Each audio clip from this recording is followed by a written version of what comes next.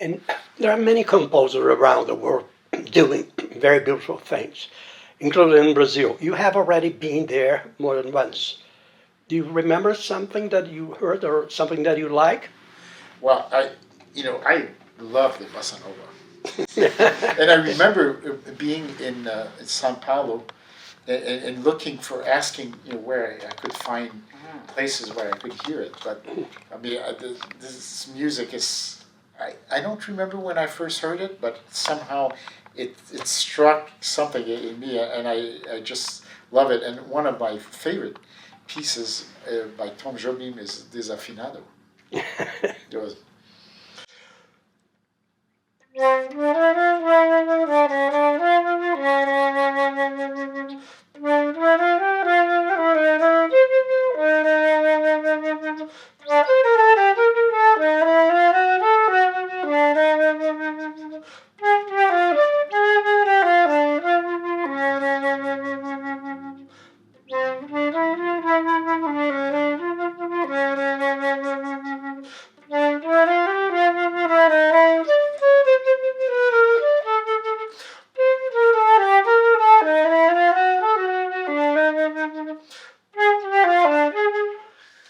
Fantastic. The one thing is read. The other thing is the memory. There's a lot of things that you play by memory. Yeah. And there are some pieces that are easy to remember. I think some things that you've played often, it just stays with you. You don't even have to work at it. Or I mean, you can, it's you can sing it to yourself, and I mean, sometimes if you want to learn a specific piece from memory, you have to go systematically and learn a few lines at a time. But things over the years that you play or you hear, just stay in your head. How much preparation is there for you with the Philharmonic? You know a lot of the literature, but there's a lot of new work as well. Yeah, well, it's not just for the Philharmonic. I have a routine, a warm-up routine that I do. I try to do every day when I'm playing. I take some vacation sometimes, but when I'm working, I would say about an hour and a half to 2 hours of sound exercises, scales, some techniques, some different things. Not specifically anything I have to play, but I feel that once I do that work, then I just apply it to whatever I play. And, that is your process for warm up? Yeah. Like 1 hour? Or to two. Up to two. I mean, I do different exercises. What I do is, if I have to go to work, I get up in the morning and I try to do, half an hour, 45 minutes. Then I have breakfast. Then I drive to work because I live out of town. And then I get here. And I usually get here about 45 minutes before the beginning of a rehearsal. So then I'll practice for another 45 minutes. So that's already an hour and a half. And then maybe I'll do a little more.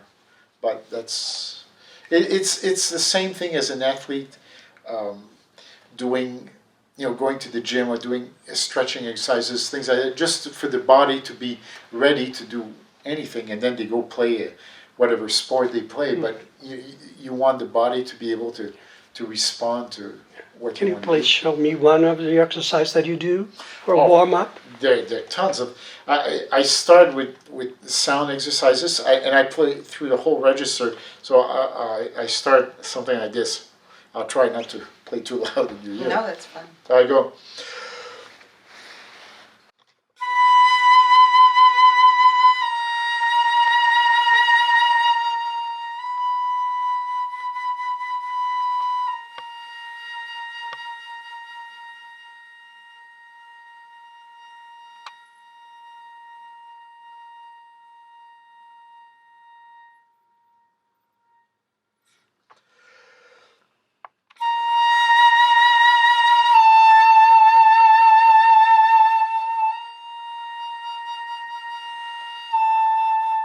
And then I go all the way down to the lowest note. And then I start on this note and I go up to the highest note. And that takes about 20 minutes for the control to play loud and soft, but play at the same pitch, not to be flat or sharp. Because that's something that wind instruments you have to work on. You don't on a string instrument or piano, but on a wind instrument you have to make sure that you control the air. So at the same time you're working on your air control, trying to hold the notes as long as possible, and over time to a little bit longer and longer, because that's the big part of playing a wind instrument. You work with a lot of conductors. Yeah. Which one, the one is you learn something different to open your eyes? That's possible too. Well, it's those who inspire you to, and the whole group to play better than you can normally play, or they'll give you ideas and things like that. I mean, I don't want to name any names, but I remember there was this one conductor with whom we used to work, and I really felt every rehearsal that I was learning so much. And when the end of the dress rehearsal came on Thursday morning at 12:30, I was always sorry that the rehearsals were over. I wish we could have. And was it just shaping a phrase? Was it tempo? What were the kinds of things that were so unusual? Yeah, talking about phrases and how to approach the music and really inspire you to, give you ideas of on how to do things. But again, I don't think that's.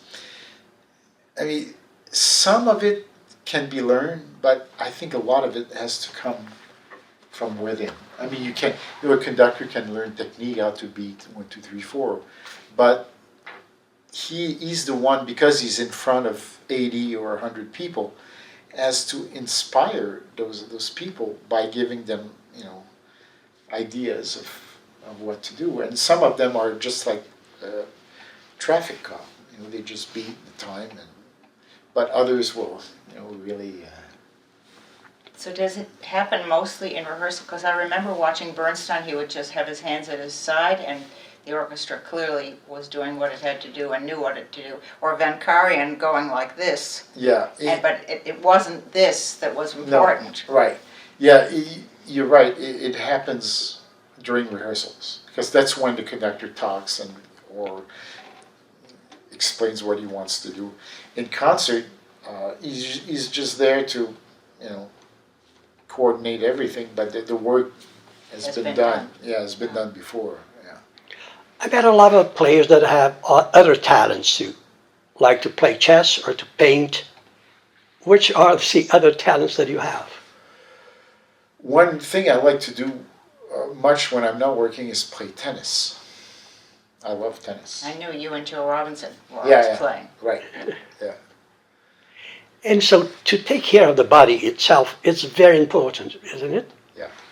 Yeah, because playing any instrument is physical, but even more a wind instrument, because you have to be.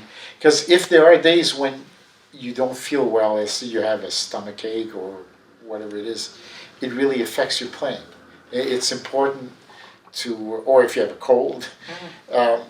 So it's important for the body to be in shape, absolutely, because it's very physical. I mean, we spend hours a day either in rehearsal or practicing. You have to be in some sort of shape. Do you exercise every day? I try to. I used to run a lot until I injured my knee. Now I try to walk every day if I can. Yeah. There's a way, you see, the music itself changed a little from 1800 to now. The way that people play how they interpret these same things. What do you think is the major change? Well, I think that the bigger change is with the composers. I mean, look at what was written in the 18th century and 19th century, and until the end of the 19th century, where Wagner went probably as far as he could in in whatever direction he was, and then Schoenberg had to invent, a different system because they felt that everything had been done. And in the 20th century, with Schoenberg writing the 12-tone music, it seems that everything, or what these people wrote, was much more cerebral.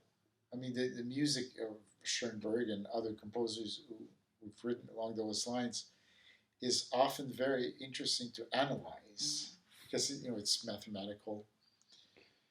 But music that was written, let's say, in the 19th century, which is more romantic, is the total opposite. It's not at all intellectual. It's much more emotional. So, I think people who play a lot of new music have a very often a very intellectual approach to what they're playing, but when you play music of the 19th century, it's much more emotional. So I mean, we play now in the 21st century. We play music written in the 18th, 19th, 20th, and 21st century.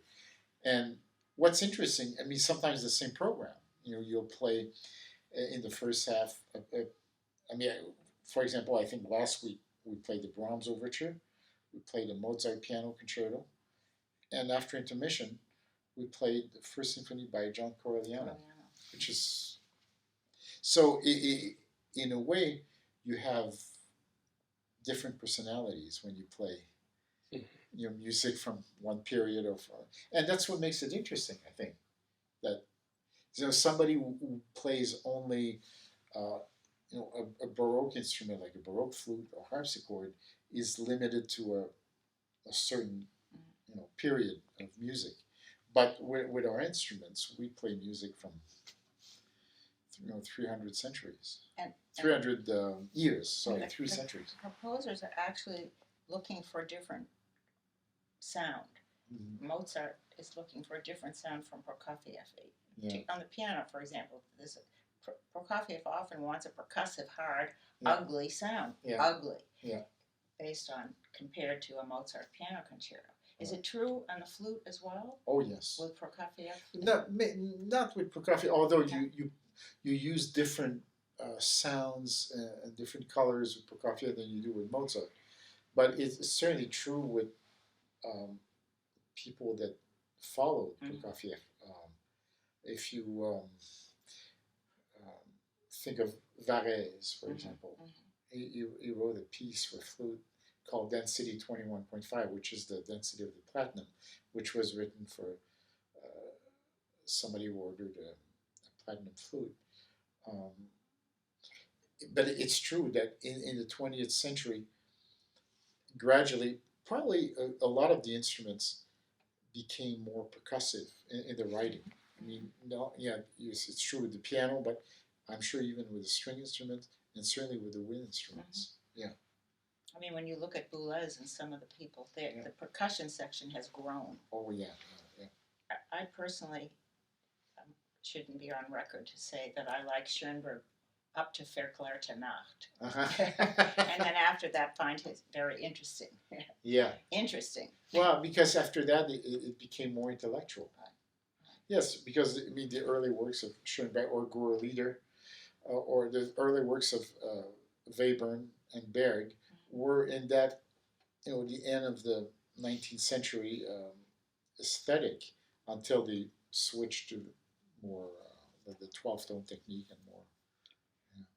But we still have some composers in the 20th century, like yes. Irving Berlin and Gershwin and Cole Oh. Porter, who carried on a tradition of beautiful melodic writing. Even classical composers like Aaron Copland, or there are a number of them who Birdsong.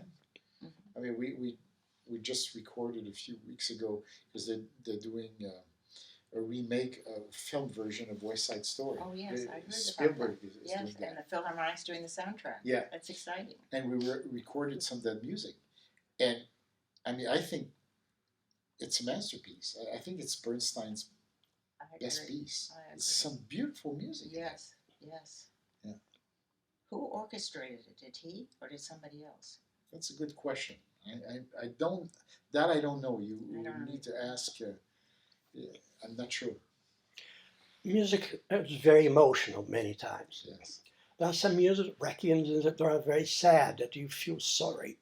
And there are some that are very happy, that are very gay. Yeah, sure. Can you give me an example of two of that? Well, I think the Gluck that I played earlier, that's a very sad one because that's when he loses Eurydice. Mm. Let's see, happy. What could I play? That's very Flight of the Bumblebee. happy. I often say, Robert, that in one instant, going from a minor chord, just raising the third, to a major chord, you can change somebody's emotions instantly. Yeah. From happy to Yeah. sad. Something happy. It could be something like this.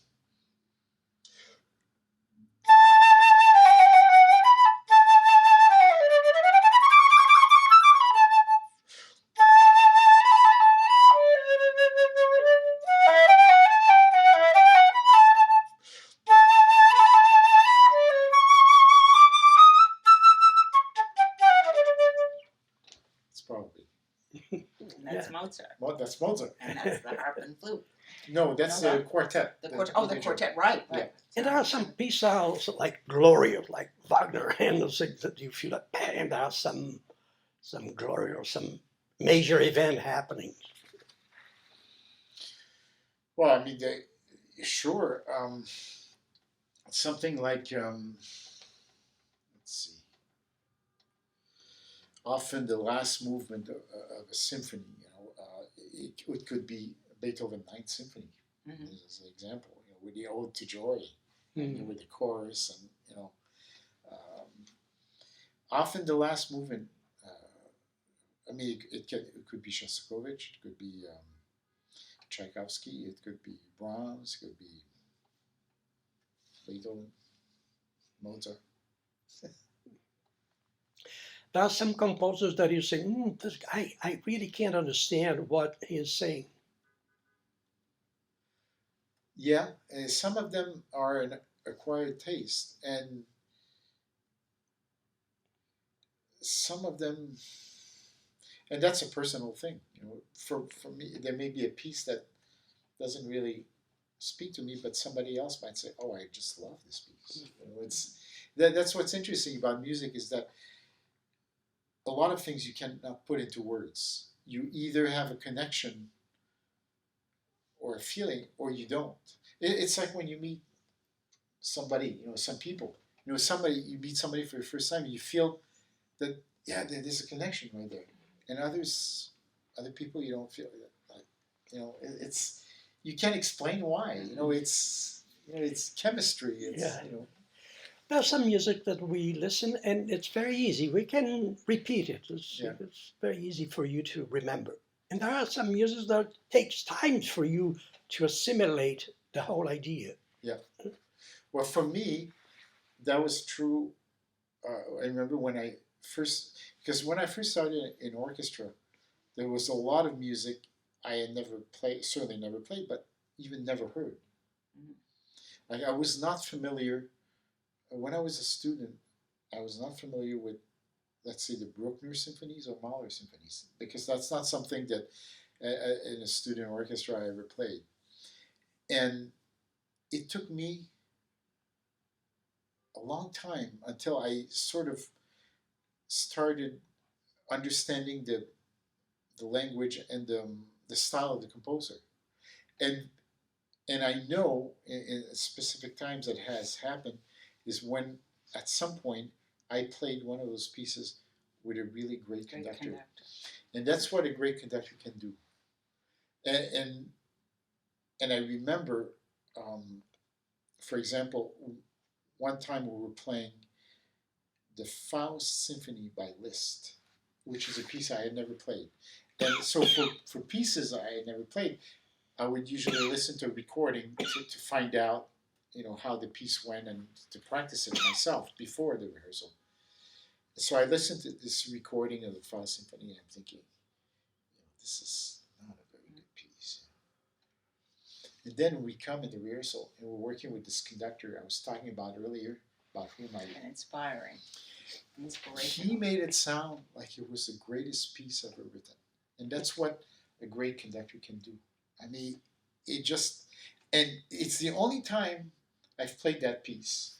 And I'm thinking, I don't know if I'll ever play it again, because it's not a piece that is played very often nowadays. But, I mean, I still have that in my memory, what it was like. And I'm afraid that if I were to do it with somebody else, it might be a letdown, because it might not be quite as. Yeah. I remember when Bernstein was really introducing the Mahler symphonies. Uh-huh. And I would go and hear them and think these are long and they're tedious and they don't hold together. And little by little, people have made them hold together. Yeah, it takes time to really understand them. It does. And he was the pioneer. Mm-hmm. He was really out there Yeah. batting for Mahler. Yeah, it's true. I think he started in the 60s, and after Mahler died in 1911, I don't think that people played his music. Mm-hmm. And Bernstein really is the one who, even with the Vienna Philharmonic, which was the orchestra that Mahler conducted, mm-hmm.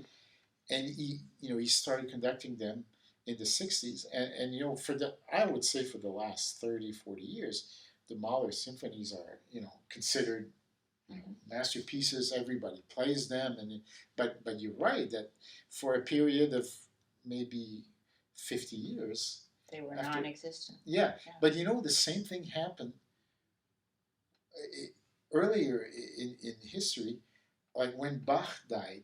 Mm-hmm. Back then, the music the music was played when it was written by the composer. But if the composer died, then people wouldn't play his music anymore. And in the case of Bach, who died in 1750, it was Mendelssohn in Leipzig who discovered the manuscript of the St. Matthew Passion. That was, I think, in 1825. So it was 1829. I think was the first performance. I don't remember exactly. So it was like 75 years. Yeah. For a period of 75 years, the music of Bach wasn't played. And then Mendelssohn is the one who brought it back to life. And since then, it has been played forever. But back then, it was only music that was written at the time. Yeah, current. Yeah. They did know the well-tempered clavier because Selter taught the well-tempered clavier. Oh, yeah. That don't mean it was necessarily performed. Yeah. But people knew. And very fascinating, Mendelssohn's grandmother would buy him manuscripts of Bach. Really?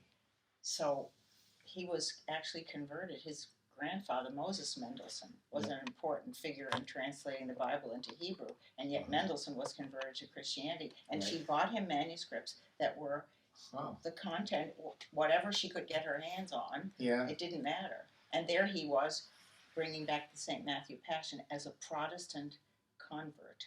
Interesting. So the background is fascinating. Yeah. And a great, really obviously great musician. And there was a musician that drew and painted and was multifaceted.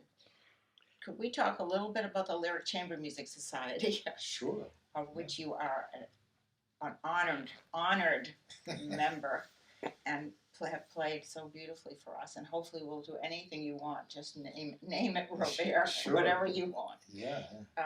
But just in case Antonio put something together for Lyric. Yes. Well, I mean, I think that now the Lyric is in its 21st just finished its 21st season, which is remarkable. I mean, I think the venue is wonderful.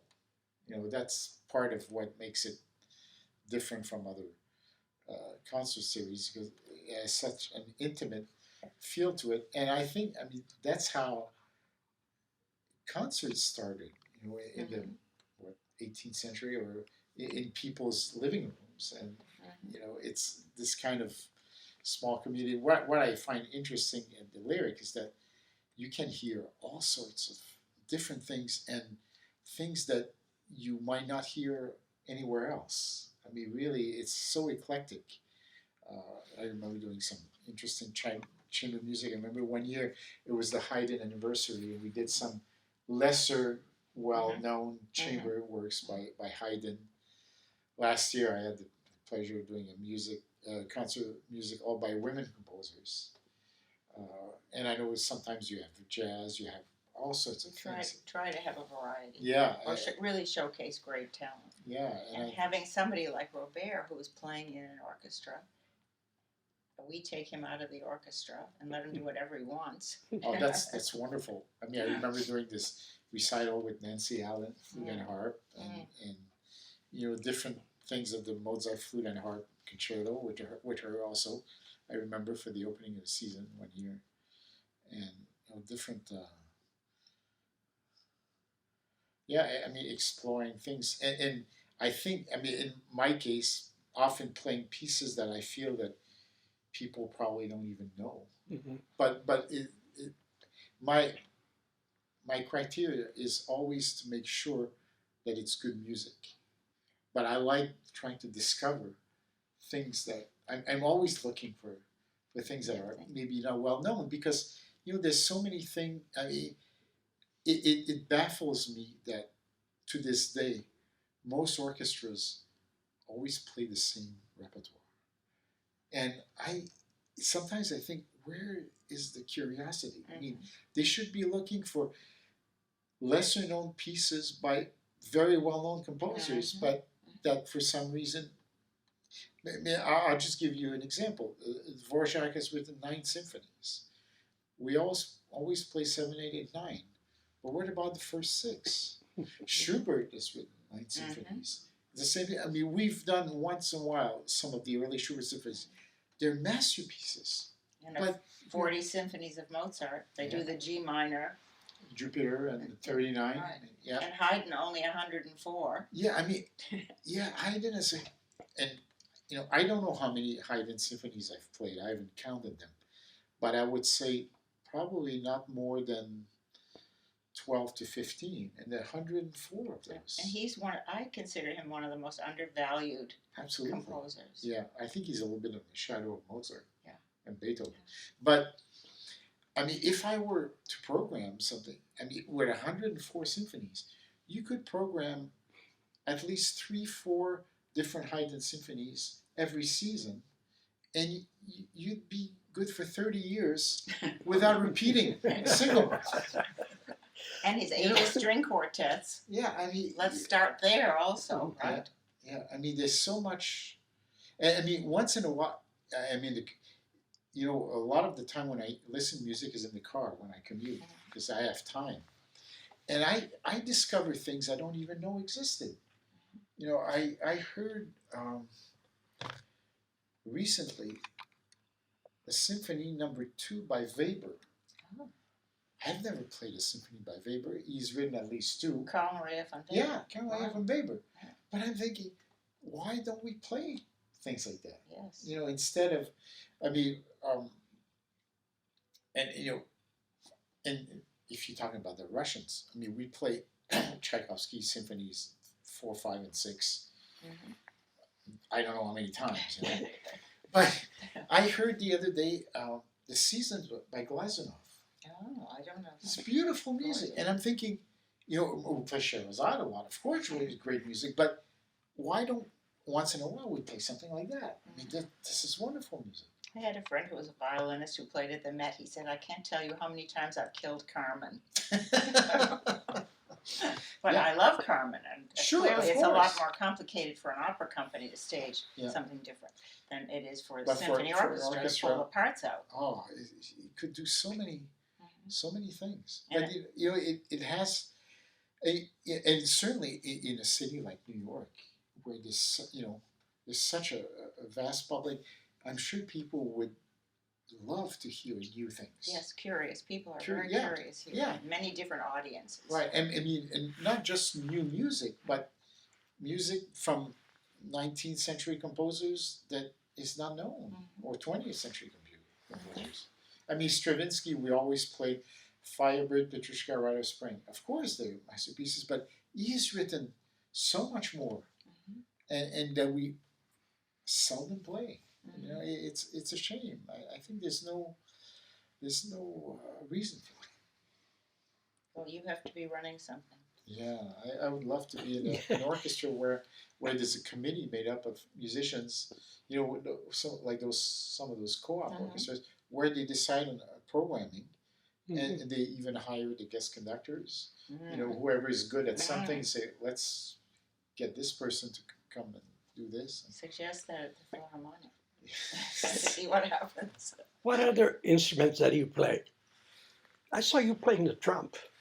The what? Oh, see, what? The trumpet, you said, your father played. Yeah. Yeah, or when I was 6 years old. I mean, for many years now, I've just concentrated on the flute. But as a kid, I played the saxophone, I played the clarinet, I played the recorder, I played the trumpet, but not anymore. We tried to master one. That's enough, right? Yeah. To learn and to do all that you do. Yeah. It's amazing, Robert. And you're also a father of many children, right? How many kids do you have? I don't have kids. You don't? No. Why did I? Is it your wife? She has 2 kids. 2 kids. Yeah. Oh, okay. But you see, from how many students do you have along, say, the last 10 years? Oh, it's hard to tell. I know this coming year in the fall, I'm going to have 9 students, which is a lot. It has varied from between 5 and 8 a year. But I also do a class in Canada, a master class in the summer, where I'll get 12 students. So, and a lot of them, some of them come back, but a lot of them are new ones. So it's hard to tell. From the summer, 10 years, I would say maybe 75, 80 students, different ones. There's a trial or what? If I want to be your student, what should I do? Well, it depends.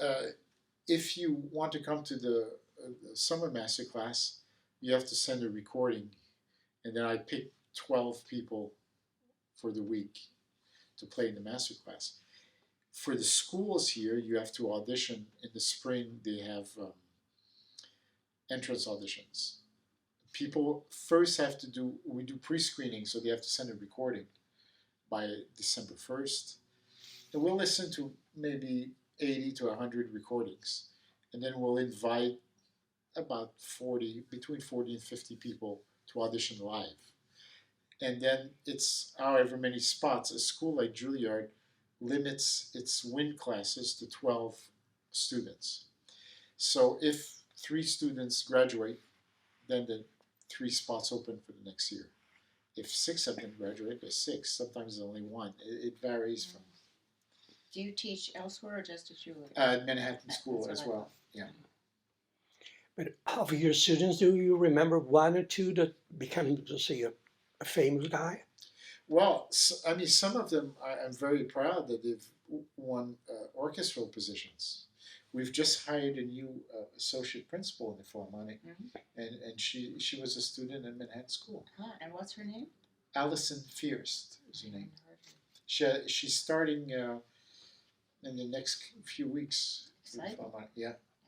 And the second flute player is a former student also from Manhattan School. And I have students who play. I have 2 who play in the Chicago Symphony. I have 1 who plays in the Los Angeles Philharmonic, 1 in the LA Chamber Orchestra, 1 in Dallas Symphony, in different orchestras around the country. Yeah. You're populating the orchestras. I'm trying to contribute to But the you future. They're lucky. They're lucky to have studied with you and then to be in those positions. The orchestras are lucky. It's handing it down, the tradition. Now, I will ask you to send a message to the guys, the boys and girls that want or pretend to be a musician, what they should do, what it is. Work hard. Practice every day. Listen to your teacher. Very important. But work hard. Yeah, I think you work hard all your life. And I think it's like that in any profession. I mean, somebody who's a doctor, constantly has to keep learning, keep up with it. And I think to be successful, you have to work hard. There's no easy way out. Talent alone is not enough. No, But you told me that you still learn. You Yeah. still continue to study and to learn. What the difference are between in the beginning and now? Well, hopefully I know more now than I did at I know you do. the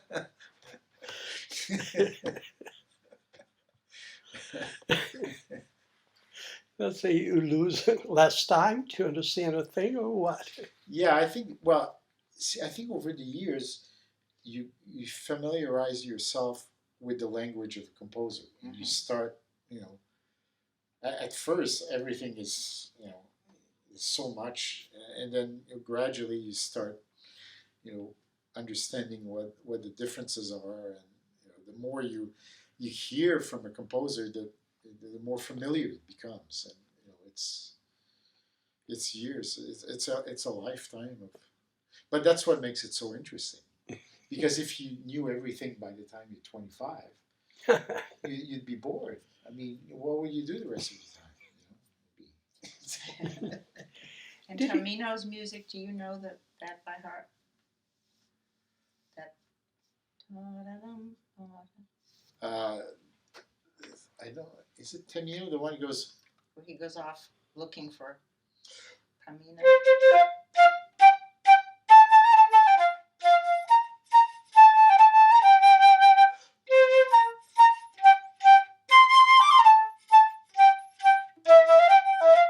Is That's on Mädchen or on Yeah. Weibchen. That's Papageno's Oh, that's Papageno. But Okay. Tamino has a flute solo. Or the Right, one because- he goes. That one. That's Papageno's tone. Oh. There's one more. Da-da-dum, I Oh yeah. That's yes, that's very that, slow and melodious and that's beautiful. Tamino. Okay. Yeah. Sure. That's it.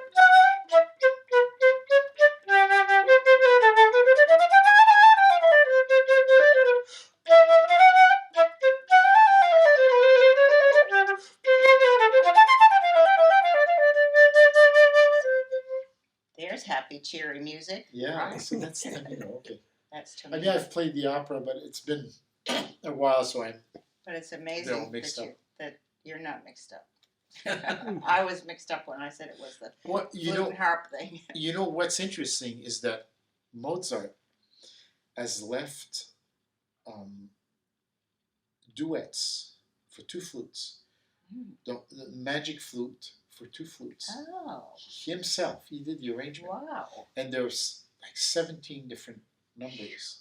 I'd like to hear those. Oh yeah, that's something we We should remember some years ago I had suggested that I wanted to do that at one of the concerts at the with students, and for Yes. some reason there was a conflict that the students here and at orchestra rehearsals, and they couldn't do it. Let's do it. But yeah, that's something we could do.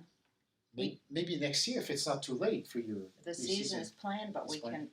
we should talk about it because Yeah. Joe Robinson, we did a thing called Handing the Torch Down, and Yeah. he played with some of his students. Uh-huh. We could call it Handing the whatever you want. Yeah.